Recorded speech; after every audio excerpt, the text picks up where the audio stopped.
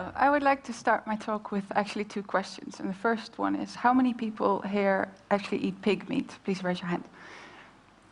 Oh, that's a lot. And how many people have actually seen a live pig producing this meat in the last year? In the Netherlands, where I come from, you actually never see a pig, which is really strange, because on a population of 16 million people, we have 12 million pigs. And, well, of course, the Dutch can't eat all these pigs. They eat about 1/3, and the rest is exported to all kinds of countries in Europe and the rest of the world. A lot goes to the UK, Germany. And what I was curious about, because historically the whole pig would be used up until the last bit, so nothing would be wasted. And I was curious to find out if this was actually still the case. And I spent about 3 years researching, and I followed this one pig with number 05049 all the way up until the end, to what products it's made of. And in these years, I met all kinds of people, like, for instance, farmers and butchers, which seems logical. But I also met aluminium mold makers, ammunition producers, and, well, all kinds of people. And what was striking to me is that the farmers actually had no clue of what was made of their pigs, but the consumers, as in us, had also no idea of the pigs being in all these products.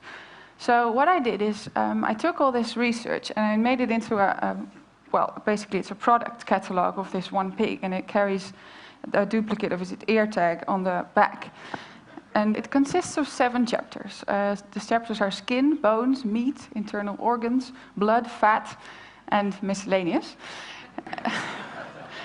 In total, they weigh 103.7 kilograms. And to show you how often you actually meet parts of this pig in a regular day, I want to show you some images of the book.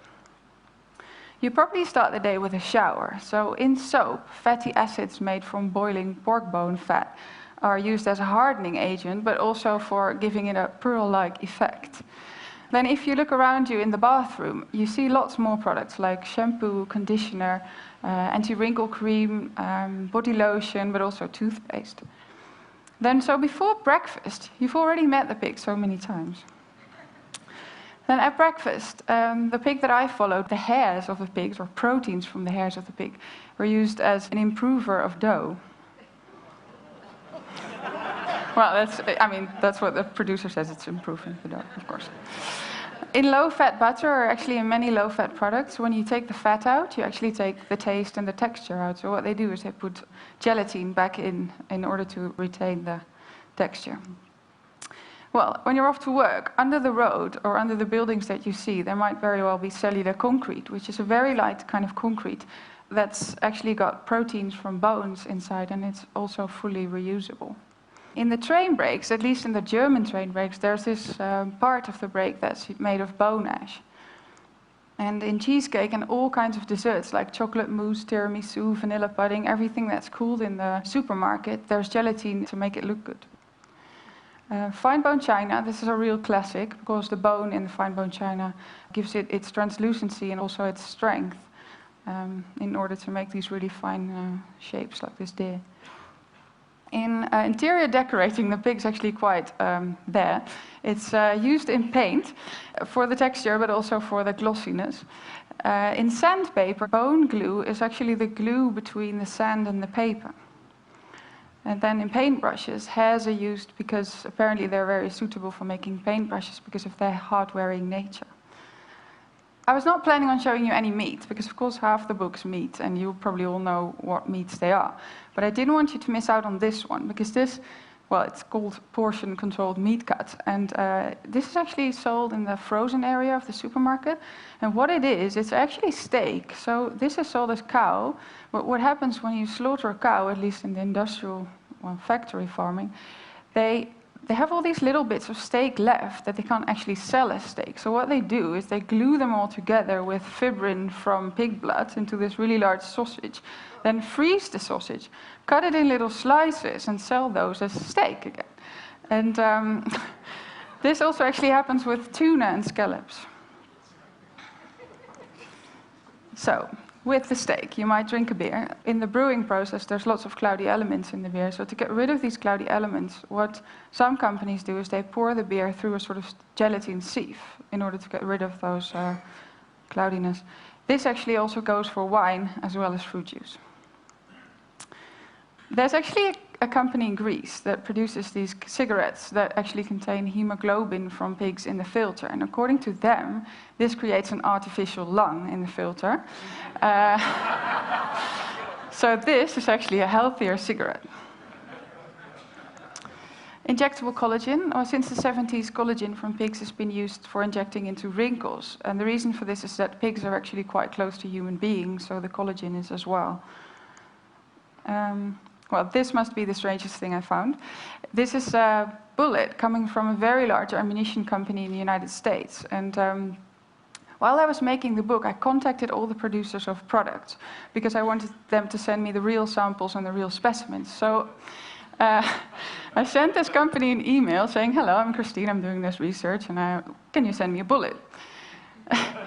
And, well, I didn't expect them to even answer my email, but they answered, and they said, "Well, thank you for your email, what an interesting story. Are you in any way related to the Dutch government?" I thought that was really weird, as if the Dutch government sends emails to one here.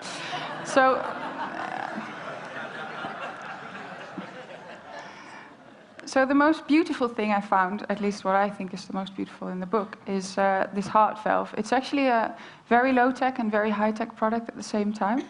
The low-tech bit is that it's literally a pig's heart valve mounted in the high-tech bit, which is a memory metal casing. And what happens is this can be implanted into a human heart without open heart surgery.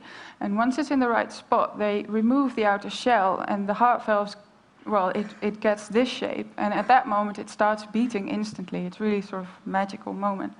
So this is actually a Dutch company. So I called them up and I asked, "Can I borrow a heart valve from you?" And the makers of this thing were really enthusiastic. So they were like, "Okay, we'll put it in a jar for you with formalin, you can borrow it," and great.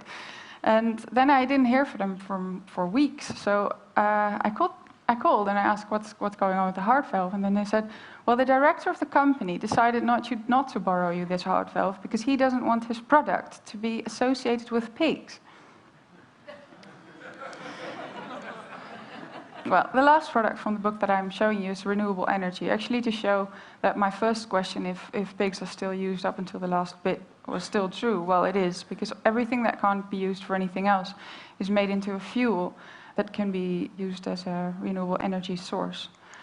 In total, I found 185 products. And well, what this showed me is that, well, firstly, it's at least to say odd that we don't treat these pigs as absolute kings and queens. And the second is that we actually don't have a clue of what all these products that surround us are made of. And you might think I'm very fond of pigs, but actually, well, I am a little bit, but I'm more fond of raw materials in general. And I think that in order to take better care of what's behind our products, so the livestock, the crops, the plants, the non-renewable materials, but also the people that produce these products, the first step would actually be to know that they're there.